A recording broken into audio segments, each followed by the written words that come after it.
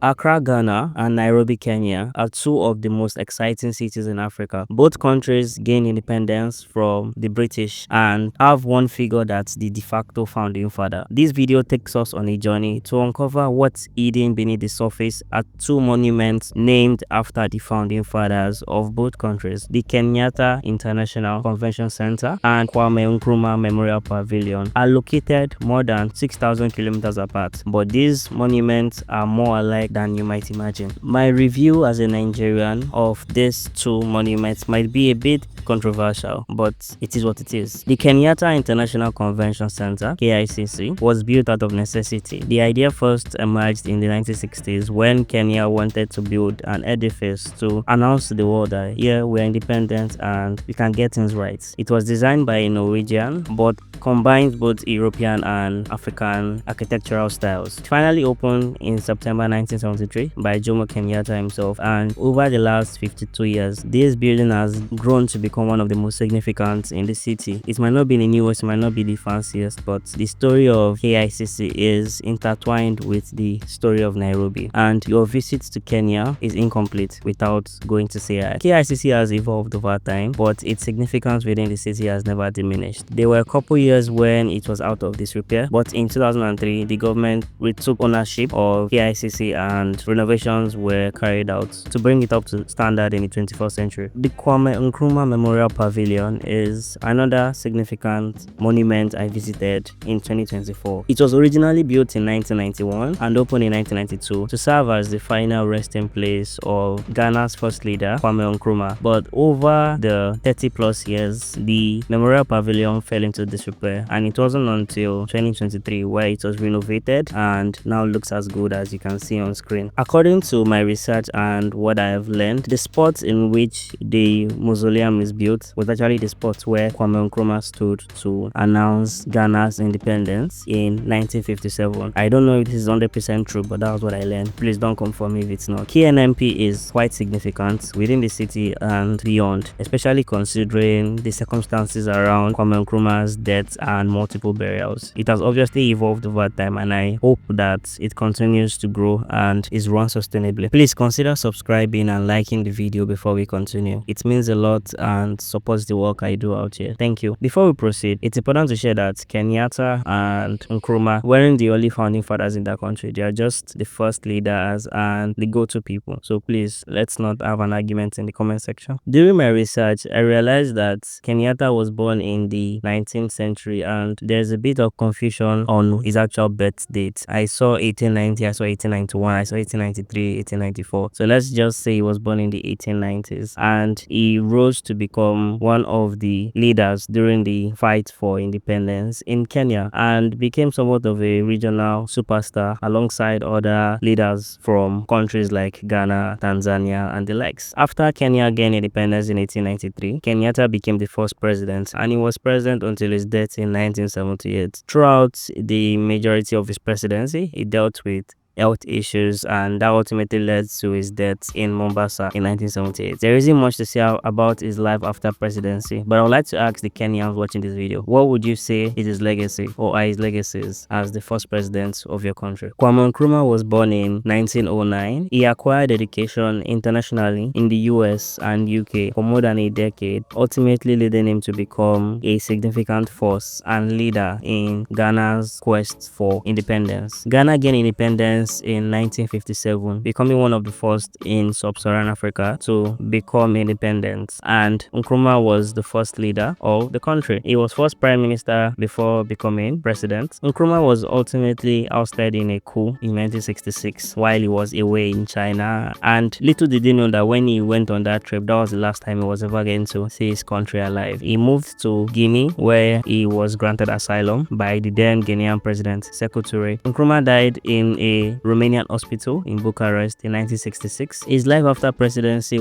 was one of exile. But that being said, if you're a Ghanaian watching this video and you're willing to share, do you mind sharing some of this man's legacies in the comment section? KICC is centrally located on Arambe Avenue, and you cannot miss it. It's literally smack dab in the middle of the action. It costs 200 shillings for adults to visit. I believe 200 shillings is about $1.75 or so, maybe. But if you are a non-resident or non-citizen, it costs $5 to visit. If you are visiting Kenya for the first time, keep in mind that lots of places are going to have local and international pricing. It might seem like you are being taken for a ride or someone is trying to scam you, but that's just the reality. My experience there was nice, to be honest. I followed my friend there. She had to submit her ID, but I did not. It was an experience. Let's just put it at that. I'm not sure about how accessible it is because the building was built in 1971. We used the elevator up to about 80% of the building, and then we had to walk up a couple flights of stairs and then go up a spiral staircase. So if you have accessibility issues, I'm not sure how you're going to be able to make that work. But who knows? They might have provisions for that. Back to Ghana. The newly renovated Kwame Nkrumah Memorial Pavilion is located in an exciting area of Accra. The road on which is located, it's like the Monument Avenue, in my opinion. Lots of essential monuments are there. You find the Black Star Square, Black Star Gate, Accra Sports Center, and Kwame Nkrumah Memorial Pavilion, about a kilometer from each other. It costs 25 cedis for locals and 100 cedis for internationals, but I did not have to show any ID. I don't know if you would need to show ID. My experience was nice. I did not know what to expect, and I did very limited research before going, but it's an experience that I'm glad that I got to indulge in. I would say this spot is quite accessible from the entrance to most of the places you can go. They are quite accessible, in my opinion. You will not believe how much research and how long this video took me to make. If you like to support the work I'm doing out here, please consider joining as a member, gifting super thanks, or simply subscribing. However you choose to support, just support. Thank you as you do so. What did I love about KICC? The views, to be honest. There aren't many places where you can go to see 360-degree views of major African cities, and I was impressed and excited by what I saw. Definitely, Nairobi is far from perfect, but I feel like Nairobians and Kenyans might not be fair to themselves, because if you compare Nairobi to lots of other cities and settlements on the continent, you guys are doing a decent job. So I know you might not be where you want to be, but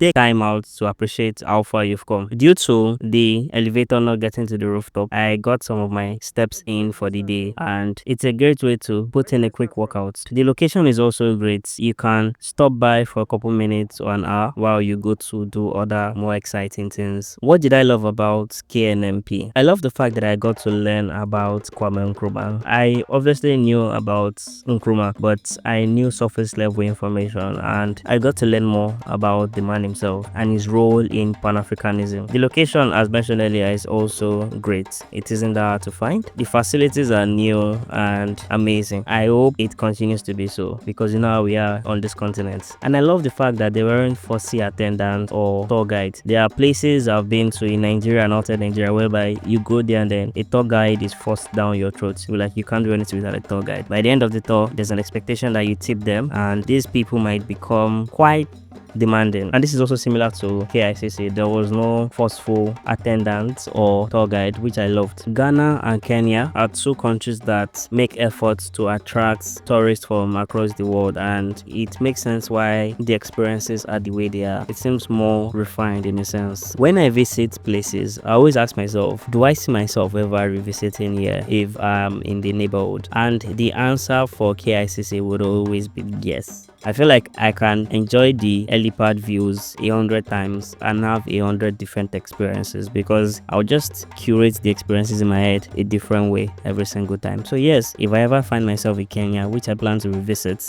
in early 2025, I'll definitely stop by, even if it's for 30 minutes. I asked myself the same question about Kwame Nkrumah Memorial Pavilion, and I must confess, KNMP is a great spot. I think it's ideal for lots of Ghanaians, people returning from the Americas, and people that still believe in Pan-Africanism. But I don't know if I would ever want to revisit. I'll definitely revisit, but it's not something I want to do multiple times in a year. If I ever find myself in Ghana and I'm in the neighborhood, yes, I might stop by, but I think it's something that once you do once, you've gotten 90% of the experience. This is no offense to the sports and to Ghana. I'm imagining what the comment section of this video is like, and I pray that people give the video a chance before turning the comment section into a war zone. Whatever you do, ensure you visit your first or next African country in 2025. Kenya and Ghana are two amazing countries that I would advise anybody to visit. Exploring this continent changes the way you think and helps you grow in ways you never knew existed. Click the video on screen now. I made it specifically for you. Until the next video, your friend from the Ukodo YouTube channel wishes you love, peace, and prosperity.